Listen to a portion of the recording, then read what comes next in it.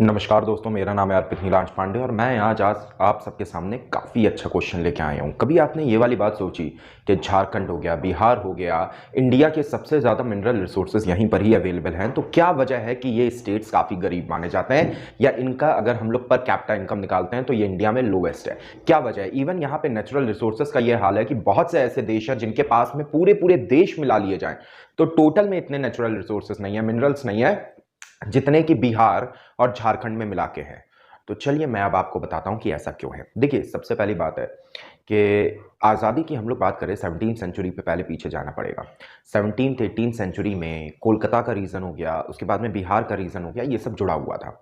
जिस वजह से क्या होता था कि माइनिंग का काम हो गया और इंडस्ट्रीज को अगर सेटल करना है तो कोलकाता जैसे रीजन हो गए, कैलकाटा जिसे हम लोग आज की डेट में बंगाल कहते हैं, बंगाल हो गया, या फिर आपका बेटा यूनाइटेड प्रोविंसेस का एरिया हो गया जो कि बिहार और यूपी का आता था।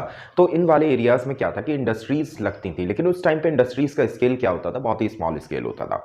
इवन बंगाल के अंदर जूट की बहुत बड़ी, मतलब वर्ल्ड की सबसे बड़ी टेक्सटाइल इंडस्ट्री जो है ना थी, तो वो किसकी थी? जूट का हो गया, मलमल हो गया। बंगाल का मलमल इतना ज्यादा पॉपुलर था कि ब्रिटिशर्स का कहना था कि उन्होंने पूरी दुनिया छान डाली, लेकिन बंगाल का मलमल उन्हें कहीं भी नहीं मिला। ये हाल था हमारे इंडस्ट्रीज का, क्योंकि रॉ मटेरियल की अवेलेबिलिटी क्या थी? उसी प्लेस पर थी। अगर आपको बेटा माइनिंग करनी है, आपको बड़ी इंडस्ट्रीज लगानी है, आपको मिनरल्स चाहिए, बिहार के एरिया में अवेलेबल है। अगर आपको जूट बनाना है, आपको कॉटन बनाना है, आपको टेक्सटाइल बनाना है, तो उसके बेटा मटेरियल आपके कहां पे अवेलेबल है?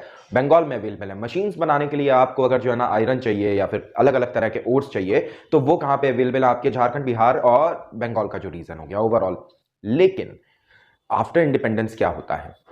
सबसे पहली चीज, ब्रिटिशर्स आफ्टर इंडिपेंडेंस में नहीं, बिफोर इंडिपेंडेंस ये वाला काम कर चुके हैं। इसको कहा जाता है freight equalisation policy. Freight equalisation policy क्या करती है कि देश में कहीं भी आपको मिनरल मिल रहा है, वो सारी चीजों को पहले कैप्चर करेगी एक एजेंसी, और वो एजेंसी पूरे देश में बिल्कुल समान रेट पे मिनरल्स देगी।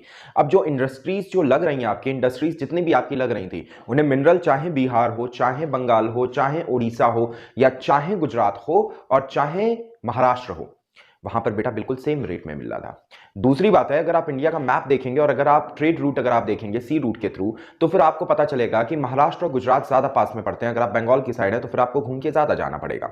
तो यहां पर एक पोर्ट की अवेलेबिलिटी कहीं ना कहीं पे रोल प्ले कर रही थी, जबकि मिनरल्स हो गए, आपका रॉ मटेरियल हो गया, वो पूरे देश में समान रेट पे मिलना शुरू हो चुका था। ट्रांसपोर्टेशन की कॉस्ट बचाने के लिए हमारे इंडस्ट्रियलिस्ट क्या करते हैं कि जाके अपनी इंडस्ट्रीज को रीलोकेट कर देते हैं गुजरात में और महाराष्ट्र में। ये तो थी पहली वजह। पहली वजह मैंने आपको बताई, फ्रेट इक्वलाइजेशन पॉलिसी।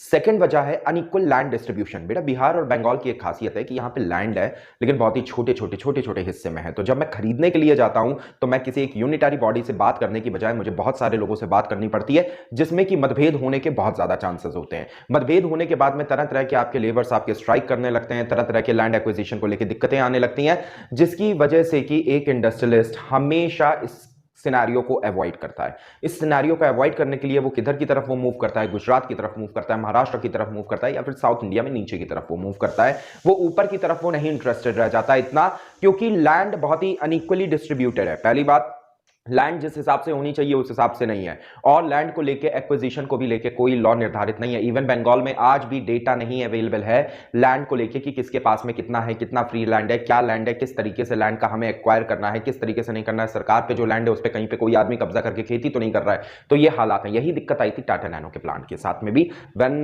बंगाल में वो 2008 में जब वो सेटल होना चाहता था। दूसरी बात है, इतने अनइक्वल लैंड डिस्ट्रीब्यूशन की वजह से एक और भी बहुत बड़ी दिक्कत आ जाती है, और वो दिक्कत क्या आ जाती है? इलिटरेसी की। इलिटरेसी की दिक्कत आ जाने की वजह से क्या होता है, इतने छोटे लैंड है, इस पे आप अर्निंग आप कर नहीं सकते हो। आप केवल उतना आप उगाते हो जितना आप मार्केट में बेच सकते हो, केवल आप उतना उगाते हो जितना आप मार्केट में बेच सकते हो, या फिर आप अपने कंजम्पशन के लिए उगाते हो। तो कभी भी आपके पास में एक्सेस अमाउंट ना आ पाने की वजह से, जिसको कि हम लोग अगर हम इंडिया का हाल देखें तो लिटरेसी इज अ लग्जरी, ठीक है, तो उन सब चीजों का अफोर्ड नहीं कर पाते हैं। तो इलिटरेसी आने की वजह से पॉपुलेशन की भी दिक्कतें बढ़ने लगती हैं। इलिटरेसी आ जाने की वजह से पॉपुलेशन की भी दिक्कतें काफी ज्यादा बढ़ने लगती हैं, जो कि आपके पर कैपिटा इनकम को और ज्यादा नीचे कर देता है, क्योंकि रिसोर्सेज वही हैं और उसके ऊपर डिपेंडेंसी बहुत ज्यादा है।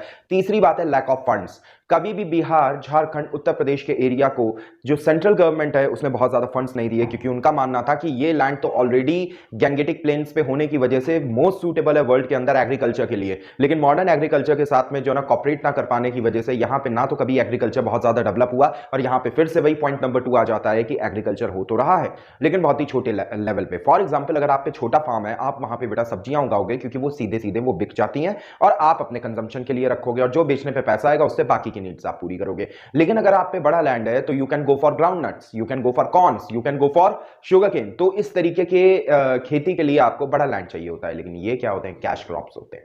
ठीक है, तो लैक ऑफ फंड भी एक बहुत बड़ा एक रीजन है। इसके बाद में आ जाते हैं पॉलिटिक्स के ऊपर। पॉलिटिक्स हमें देखने को मिलता है कि बिहार और झारखंड बाद में बच गया था due to politics, due to irrelevant situation, due to irrelevant मुद्दे के मुद्दे ही नहीं है आपके पास में। आप कास्ट के ऊपर आप खेलते हो, आप वोट देते हो, आप कास्ट के ऊपर आप फेवरेटिज्म करते हो। यहां पर पॉलिटिक्स का कभी वो रोल नहीं आ पाया जो एक डेवलपिंग स्टेट के अंदर आना चाहिए था, जिसके पास में रिसोर्सेस थे।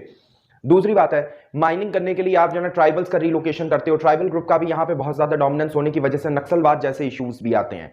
तो ये सब कारण मिलके कभी भी यूनाइटेड प्रोविंसेस, जिसको यूपी बिहार और झारखंड का एरिया कहते हैं, इसको कभी भी बेटा पुअर के ऊपर उठने नहीं देते हैं। सबसे बड़ा रोल तो यहां पे मैं कहूंगा है बेटे गवर्नमेंट का, कि गवर्नमेंट यहां पे कभी इतने स्ट्रॉन्ग कैलिबर की हुई नहीं है जो कि चीजों को बदलने का मुद्दा रखे। क्योंकि कहीं ना कहीं स्टेट्स की तरफ से बाकी ज्यादा ढील है। बाकी स्टेट्स की अगर हम लोग एडवांटेजेस पोजीशन की अगर हम लोग बात करते हैं तो कहीं ना कहीं हमें गवर्नमेंट का रोल देखने को मिलता है। कहां 1960s में बंगाल रिचेस्ट स्टेट हुआ करता था और कहां आज की डेट में वो लास्ट 3 से 4 में शुमार हो चुका है। तो क्या वजह है ये सब, ये हम लोग जानेंगे अपने नेक्स्ट वीडियो में। आज के लिए इतना ही। अगर आपको ये वाला वीडियो पसंद आया है then please press the like button. Thank you very much.